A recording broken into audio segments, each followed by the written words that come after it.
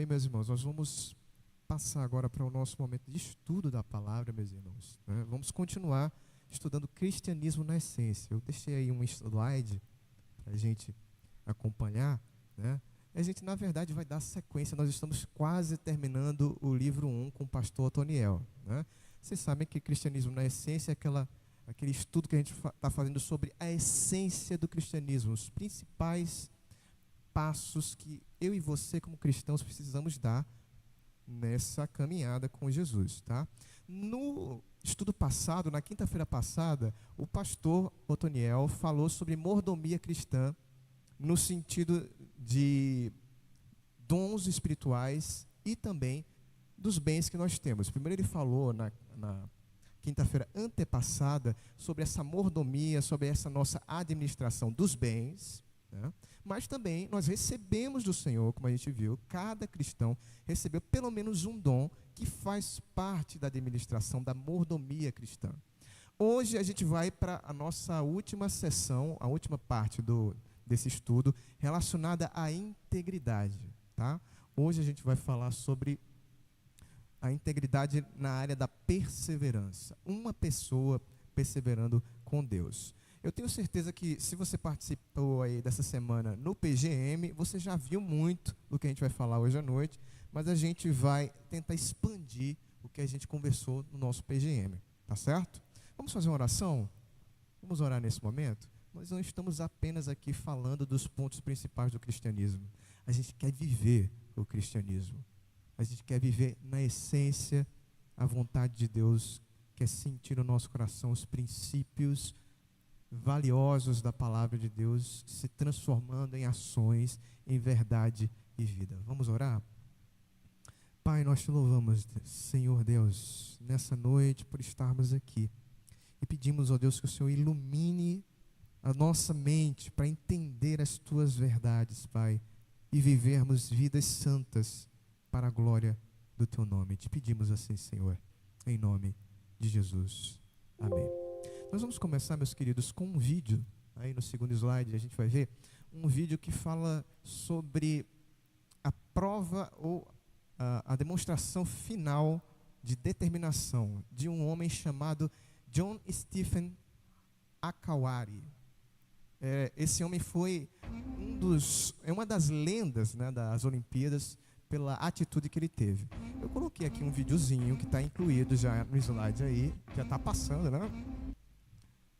Isso. O pessoal aqui é rápido, não deixa nem deixa a gente nem olhar aqui. Então, a gente vai ver esse vídeo que é rapidinho, 2 minutos. Enquanto isso, eu vou falar um pouquinho sobre a história desse homem, tá? Ele é um maratonista da Tanzânia. Vamos lá.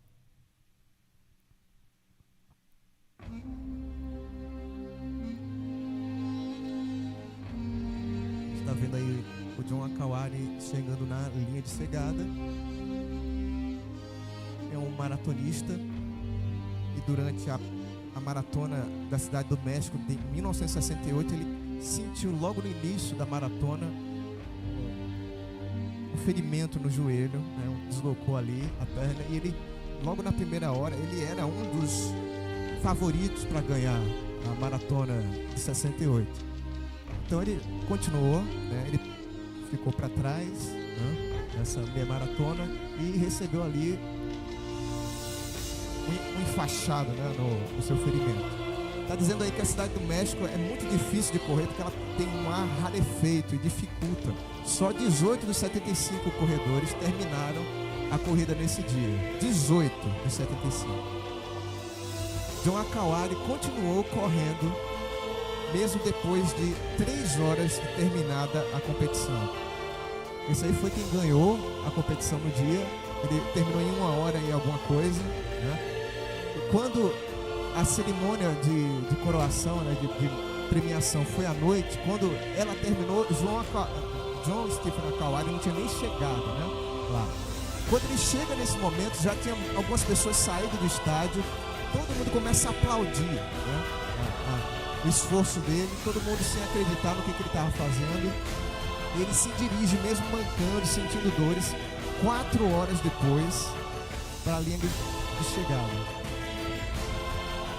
E aí, a frase icônica que a gente vai ver já já, saiu da boca do corredor, onde ele foi perguntado por um jornalista: por que você não desistiu de chegar na linha de chegada, de terminar a corrida, se não valia mais nada, se você não ia ganhar, né?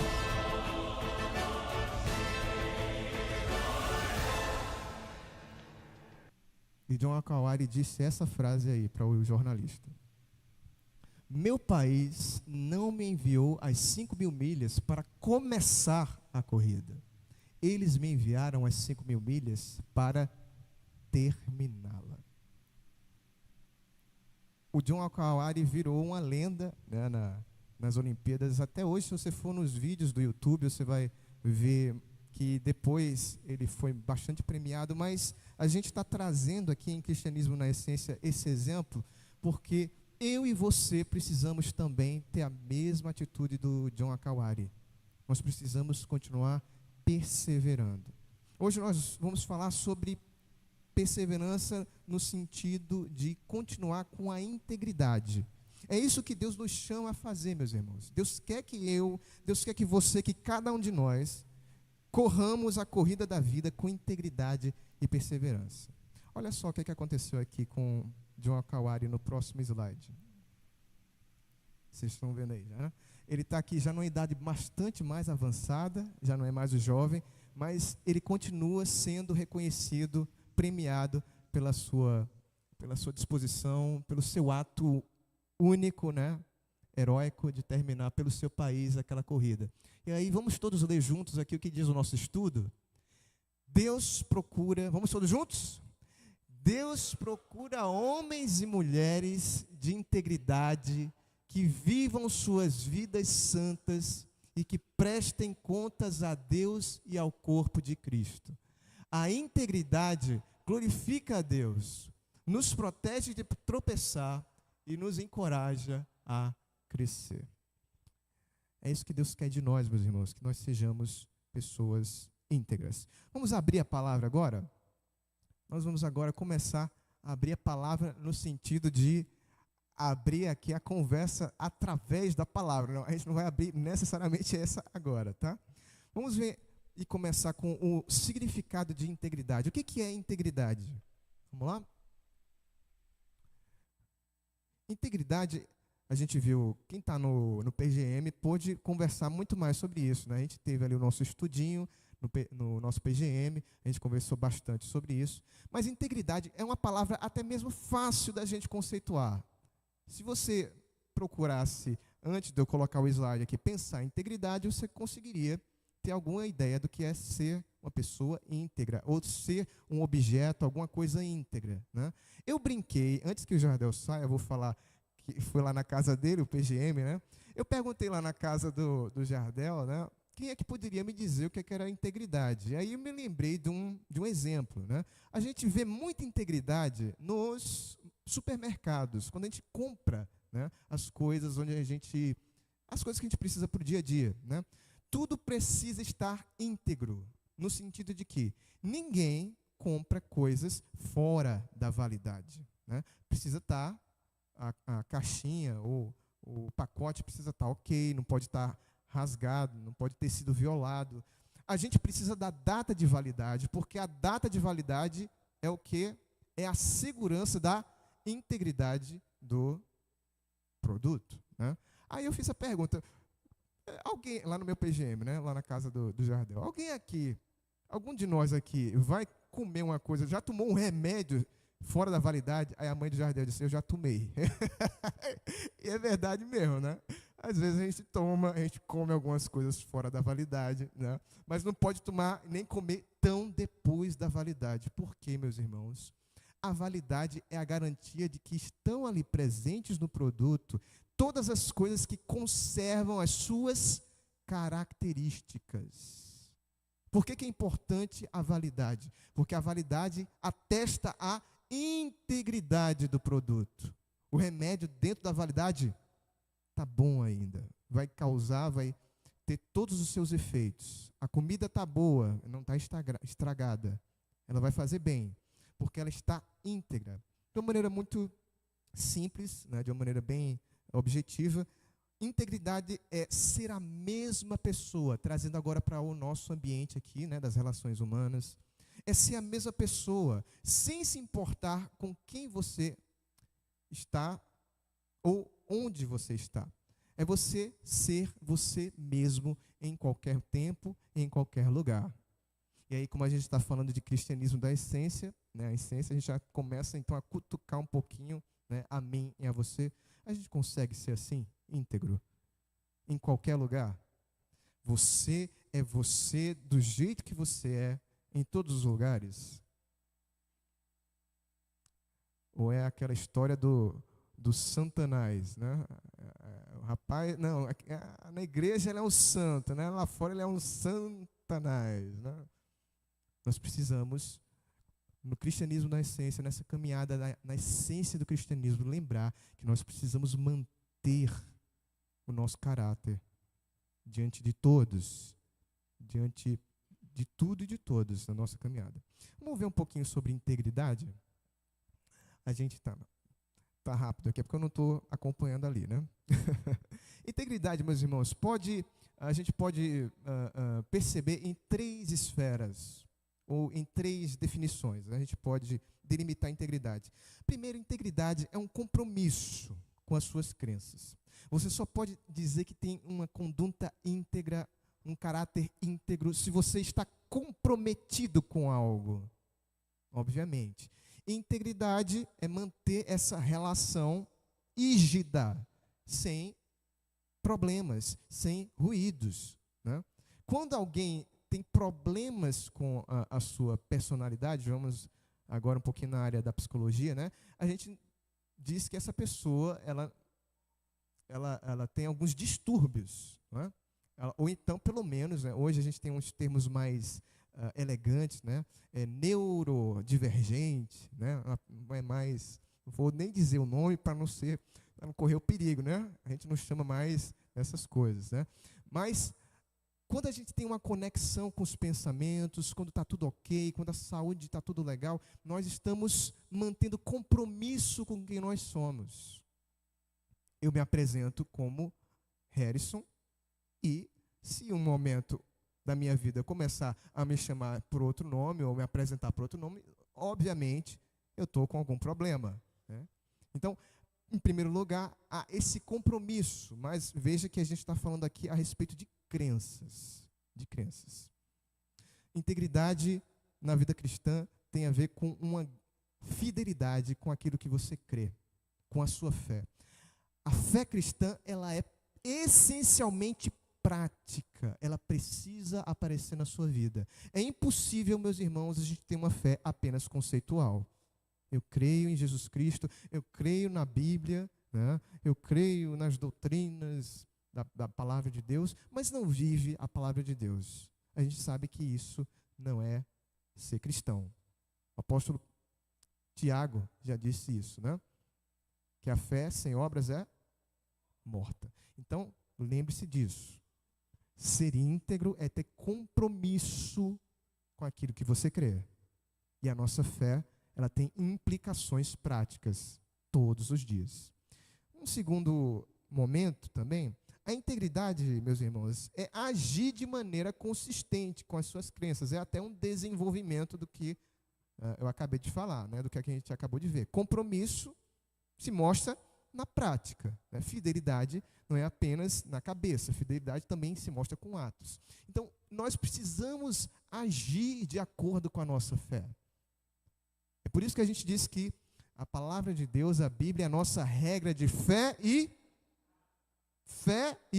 prática. Não é só de prática, nem só de fé. É de fé e prática. É impossível a gente dividir esses dois mundos. O mundo da fé, o mundo do que a gente acredita, precisa estar ligado com as ações. A gente precisa colocar de maneira consistente aquilo que a gente crê. Pergunta: você está vivendo à altura daquilo que você crê? As coisas que a gente tem visto aqui, né? A gente tem passado por tantos caminhos, né?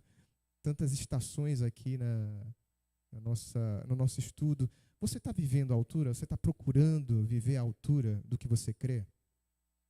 Eu sei que ninguém aqui é perfeito, que eu mesmo não sou perfeito, mas a gente precisa buscar na vida cristã viver, colocar em prática cada um dos pontos em que a gente acredita. A gente precisa se tornar imitador de Jesus. E em terceiro lugar, meus irmãos, ser íntegro é ser completo. A palavra integridade também significa completude, é uma coisa inteira. A pior coisa do mundo é você ver alguém que não é inteiro, né? É o que a gente chama de duas caras, né? Uma coisa, a pessoa se apresenta na sua frente de uma maneira, mas por trás parece que não, né? A gente está falando, meus irmãos, dessa área aqui de integridade. Parece uma coisa simples, óbvia, mas na verdade não é. Você acredita que nós estamos falando de um dos momentos aqui, uma das áreas mais complicadas da nossa fé cristã, onde a gente é mais tentado? Manter a nossa integridade é um grande desafio. Porque a pior coisa, as coisas que a gente mais faz, é tentado a fazer, é agir de uma maneira no momento e no momento seguinte agir de outra, né? A gente escolhe as nossas melhores roupas para estar aqui no culto, colocou perfume, né? Todo mundo fez isso, mas quando sai de casa ou quando a gente vai para um outro ambiente, a gente muda as nossas formas de agir, de ser, né? Claro, existem certos limites, mas o que não pode acontecer é você fingir ser o que você não é. É você ter o que a gente chama de falta de simetria. O fulano comigo é de um jeito. No trabalho é o cara mais engraçado, as piadas mais terríveis. Em casa faz a vontade de todo mundo, é um amigão. Na igreja, perfeito, né? Sabe toda a Bíblia. Não é uma pessoa inteira, é uma pessoa dividida. E Deus não nos chamou, meus irmãos, para sermos divididos. Nós precisamos ter um caráter firme. Nós precisamos desenvolver o nosso caráter da maneira correta em todas as situações. Aqui tem uma frase de um filósofo que diz o seguinte: o conteúdo do seu caráter é a sua escolha. Dia após dia, o que você faz é quem você se torna.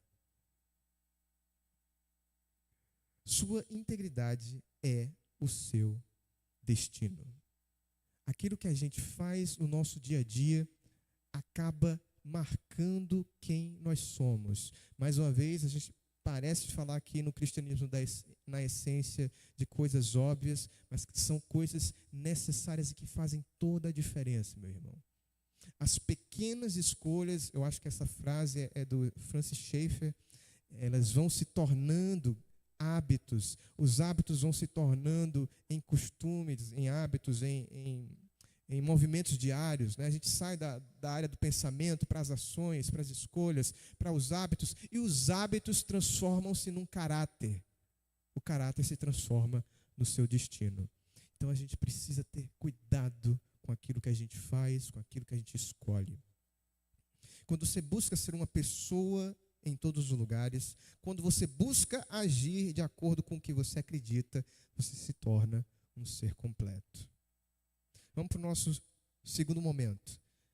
A gente acabou de falar sobre integridade teoricamente, o que é ser íntegro. Mas como é que eu posso aplicar na prática? Como é que eu, sendo igreja, como é que eu, irmão, como é que eu e você, meus irmãos, podemos ser práticos? Como é que a gente pode ser íntegro no dia a dia, né? Com atitudes, com atos? Com a prestação de contas, meus irmãos.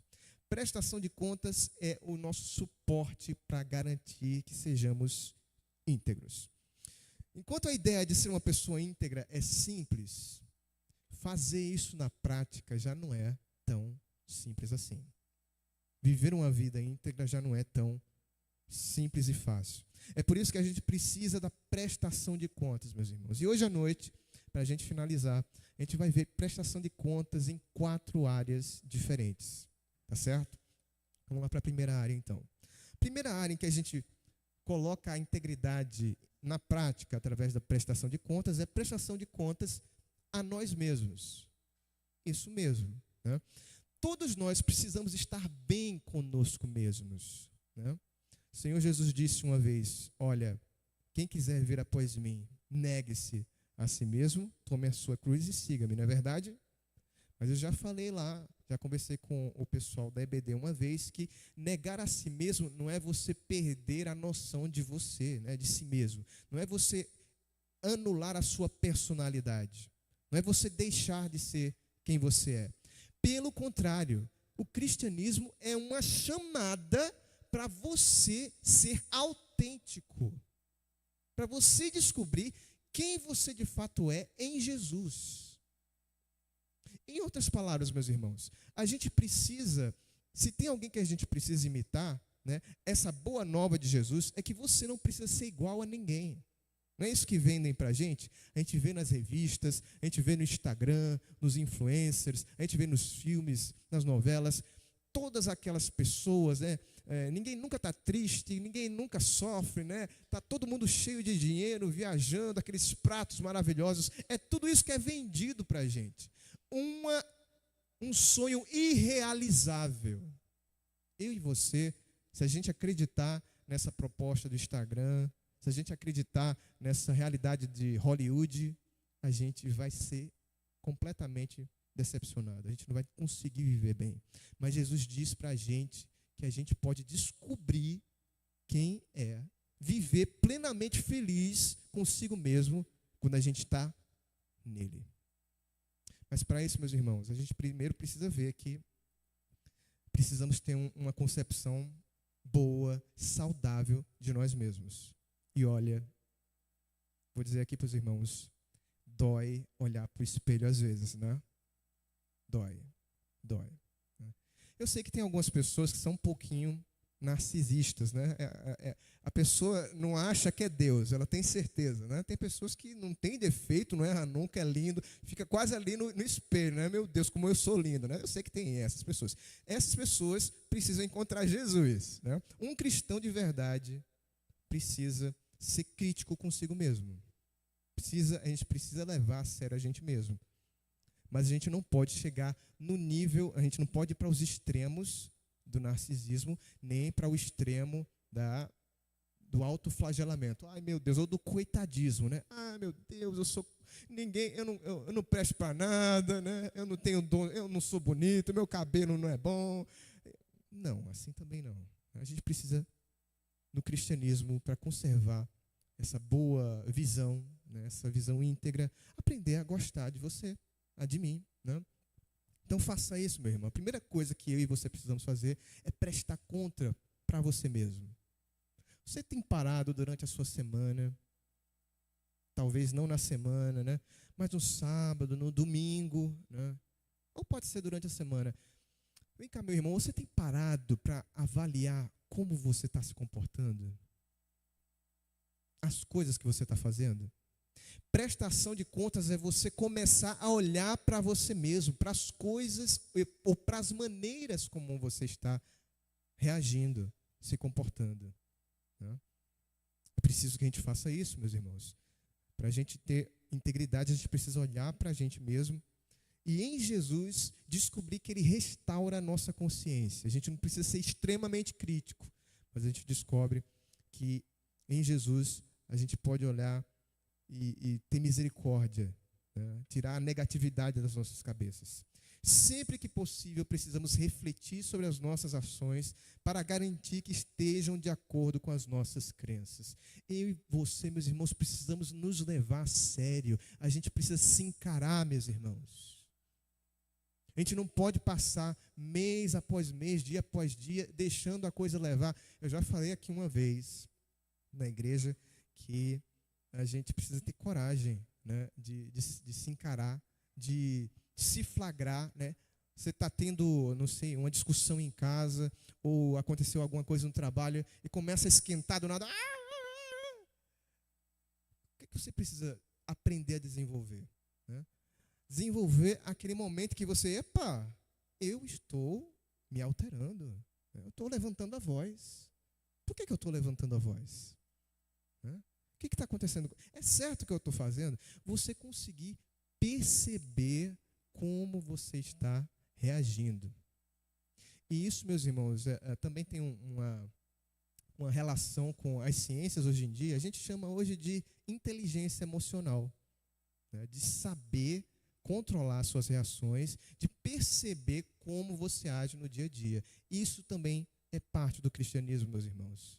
Também é parte você conseguir perceber os seus erros, saber das suas qualidades, saber das suas dificuldades, prestar contas a si mesmo, é você ter um tempinho para você e você se levar a sério. Amém? Eu sei que é duro, eu sei que é difícil, mas cristianismo na essência a gente vai mais fundo. A gente vai mais fundo. O segundo momento da prestação de contas é com os nossos amigos, com as pessoas que são mais próximas da gente. Eu estou falando, meus irmãos, que nós temos ou precisamos ter aquelas pessoas, aqueles amigos íntimos, que são poucos, mas são de confiança e que sabem tudo de bom e de ruim nas nossas vidas. Vocês sabiam disso?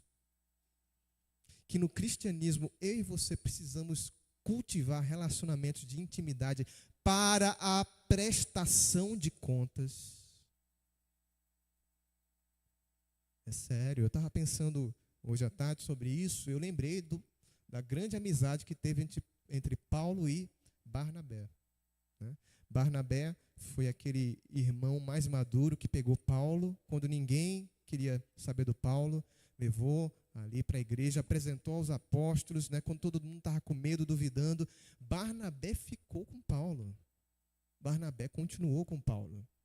Até que, em Atos 15, os dois têm uma briga, têm uma divergência, porque nas melhores amizades, meus irmãos, até mesmo nas melhores famílias de Marte, aqui não do mundo, né? Mas até nas melhores famílias de Marte, a amizade vai ter problemas. A gente vai ter problemas nas nossas relações. Mas se você abrir a palavra de Deus e continuar na carta de Atos, se você continuar na história da igreja, Paulo não parou, não desistiu. Paulo e Barnabé não terminaram naquela briga. Muito tempo depois, eles voltaram. A gente não sabe mais ou menos como foi, não está descrito. Mas Paulo cita Barnabé em 1 Coríntios capítulo 9. Será que eu e Barnabé também não temos o direito, né, de receber pelo ministério? Ele está falando de Barnabé. Que tinha um indo para o lado e outro indo para o outro. Ele fala também na carta de Gálatas, ele fala também no finalzinho de Colossenses. O que eu e você precisamos fazer, meus irmãos, no cristianismo na essência, é desenvolvermos amizades profundamente cristãs. Eu e você precisamos de um amigo cristão que a gente possa contar na hora da dificuldade. Que a gente possa se abrir. Que hoje a gente está chamando de mentor, né? Mentoria, uma pessoa mais experiente na fé, que vai te ajudar a caminhar. A gente já chama há muito tempo de discipulador, alguém que vai te discipular você. Eu e você, meus irmãos, não podemos viver o cristianismo sem desenvolver prestação de contas com amigos. Obviamente, a gente tem o nosso pastor. É óbvio, sim. A gente precisa prestar contas ao nosso pastor, procurar o nosso pastor. Óbvio, sim, meus irmãos, precisamos sim. Mas o pastor não vai conseguir dar conta de toda a igreja sozinho. O pastor não vai conseguir estar em todos os momentos da sua vida. E é da vontade de Deus, meus irmãos, como aconteceu com Paulo e Barnabé, com Paulo e Timóteo, com Jesus e os discípulos e os discípulos dos discípulos. Nós precisamos ter amigos para quem a gente possa prestar contas. E eu quero que você pense sério nisso. Você e eu precisamos rever isso. A gente precisa de alguém que a gente possa confiar para nos ajudar a caminhar. Olha, não está certo aí não. Ai de Davi se ele não tivesse um cara corajoso como o profeta Natan. Para bater na cabeça dele e dizer, Você pode ser rei, mas o que você está fazendo não é certo. Um amigo de verdade, eu estou me alongando bastante porque estou sentindo que é preciso falar mesmo. Um amigo de verdade, ele vai fazer a ferida quando for necessário na sua vida. Mas ele não vai deixar você sozinho, não vai deixar você continuar no erro. Como nós estamos precisando, meus irmãos, de amigos cristãos, de amizade sincera, de prestação de contas. Porque diz Provérbios 27:17, assim como o ferro afia o ferro, o homem afia o seu companheiro. Palavra de Deus. Terceiro momento, meus irmãos, a prestação de contas também tem que acontecer na comunidade da fé. Nós, se queremos ser pessoas íntegras, precisamos fazer parte da igreja. Precisamos dar e prestar contas para a igreja. O que é isso que uma pessoa fica 2, 3 semanas, um mês? Onde é que está o fulano? Não sei. Não pode existir isso, meus irmãos. Aquele que faz parte da igreja, ele precisa manter uma relação de reciprocidade com a comunidade em que ele está presente. A gente está na igreja e a gente sabe que tem direitos, né? A gente tem direitos de votação, por exemplo, numa reunião administrativa. A gente tem direito, se você é membro, de ser eleito para cargos aqui, mas nós temos deveres também. Nós precisamos, como um dever cristão, né? Eu não preciso nem pensar a nível do nosso estatuto, a gente falando de Bíblia mesmo, a gente precisa ter essa responsabilidade de dar contas do que está acontecendo na nossa vida. Tem gente que vai, a gente está nesse ambiente hoje, né, que trata as igrejas como se fosse um serviço, um serviço de shopping, né? A gente vem, senta, quer que o ar-condicionado esteja na temperatura que eu quero, que eu julgo melhor, né? Hoje está muito quente, né? Hoje não gostei do serviço. O baterista hoje errou ali, não ficou muito bom, né? A palavra hoje não foi tão boa. A gente vai comprando essa visão mercadológica e esquece que a igreja não é esse ambiente físico, a igreja é uma entidade espiritual. E a gente precisa estar aqui, como eu falei lá no nosso PGM, fortalecendo relacionamentos. A gente precisa estar participando da vida um do outro. E a comunidade cristã também é um ambiente em que a gente faz isso. Deus dá à igreja, é na igreja que Deus nos dá um lugar onde podemos experimentar a graça e encontrar homens e mulheres sábios e dispostos a aconselhar, a nos encorajar também. A gente vê, por exemplo, lá em Atos capítulo 14, quando Paulo e Barnabé voltam da primeira viagem missionária. E por último, para a gente fechar nessa noite, prestação de contas a Deus. Prestação de contas a Deus. É o ambiente necessário, o ambiente diário da nossa prestação de contas. A gente precisa estar todo dia buscando a Deus, não apenas para pedir aquilo que a gente está necessitando. Ah, meu Deus, eu estou precisando disso, daquilo. Não apenas para agradecer, é bom, mas a gente precisa também, diante de Deus, desenvolver a atitude do relacionamento sincero. Qual foi a última vez que você ficou diante de Deus, que você teve um momento de oração e você abriu o coração para Deus? Senhor, eu estou assim agora. Senhor, eu estou me sentindo assim. Eu preciso que o Senhor atue nessa área. Falando especificamente das coisas que estão acontecendo. Prestar contas, meus irmãos, é abrir o livro dos acontecimentos da vida. É ir enumerando lá, olha, hoje eu fiz isso, hoje não foi tão bom aqui, eu fiz isso, hoje eu falei besteira. A gente precisa desenvolver uma atitude de prestação de contas diante de Deus. Porque, afinal de contas, a gente precisa terminar bem. A gente volta lá para o início, a gente volta para a figura do John Stephen Akawari. Ele é um exemplo porque na vida cristã a gente vai ter altos e baixos. John Stephen Akawari começou aquela corrida ali na cidade do México, nas Olimpíadas, como o favorito para ganhar. E ele não imaginava que nos seus primeiros quilômetros ele ia sofrer aquele problema no joelho que iria impedir a sua vitória, o seu pódio, o seu primeiro lugar. Mas uma coisa, meus irmãos, é que a gente pode ver no exemplo de John Stephen, é que ele terminou a sua corrida bem. E é isso que a gente precisa lembrar, meus irmãos. Eu estava vendo essa semana. Não é apenas, aliás, muito mais importante do que o começo. No cristianismo, o que importa é o fim. É como a gente termina. Não adianta começar a carreira cristã. Você tinha que ter me visto há 10 anos atrás, quando eu cheguei na igreja. Eu era uma máquina, eu estava em todos os momentos, em todos os lugares. Sim, meu irmão, mas e agora?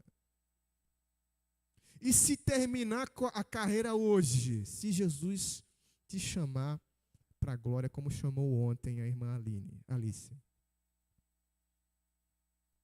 nós precisamos nos preocupar em terminar bem. Melhor do que o começo, diz a palavra de Deus, é o fim das coisas. E o John Stephen Akawari terminou bem. Ele se preparou para terminar o que ele começou. Ele não precisou ser o primeiro, mas para ter sucesso ele teve que cruzar a linha de chegada. Assim também é com a nossa vida, né? A gente lembra do apóstolo Paulo falando lá aos Filipenses sobre a carreira da fé. Esse é o de Timóteo, porque eu estou tentando lembrar do outro texto. Minha cabeça é assim. Eu penso, vamos ficar com o de Timóteo então. O de Timóteo, Paulo fala: combati o bom combate, acabei a carreira, guardei a fé. Quem combateu o combate?